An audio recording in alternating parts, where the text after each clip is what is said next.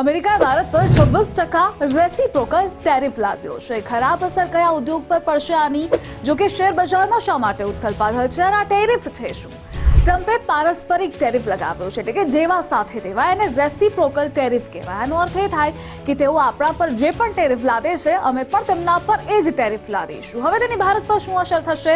જો એક્સપોર્ટ મોંઘું અને ઘટી શકે, ટ્રેડ સરપ્લસથી મળતો ફાયદો એ ઓછો થશે, અમેરિકી ચીજો સસ્તી થતા ઇમ્પોર્ટ વધી શકે, ઇમ્પોર્ટ વધે તો રૂપિયો નબળો પડી શકે, હાઈ ટેરિફથી બચવા માટે એફડીઆઈ વધી શકે છે, ઓવરઓલ 2.66 લાખ કરોડનું ભારતને નુકસાન થઈ શકે।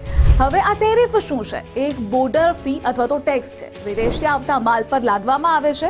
સ્થાનિક બજારમાં વિદેશી માલ મોંઘો થાય છે અને ટેરિફના કારણે સરકારની આવક પણ વધે છે। તો કે ડિસ્કાઉન્ટેડ પારસ્પરિક ટેરિફની સૌથી ખરાબ અસર એ કાપડ ઉદ્યોગ, જ્વેલરી સેક્ટર પર પડી શકે છે, પરંતુ ટ્રમ્પે એ પણ કહ્યું હતું કે ફાર્મા સેક્ટર પર ટૂંક સમયમાં તેઓ ટેરિફ લાદશે, જેથી ખળભળાટ મચી શકે છે।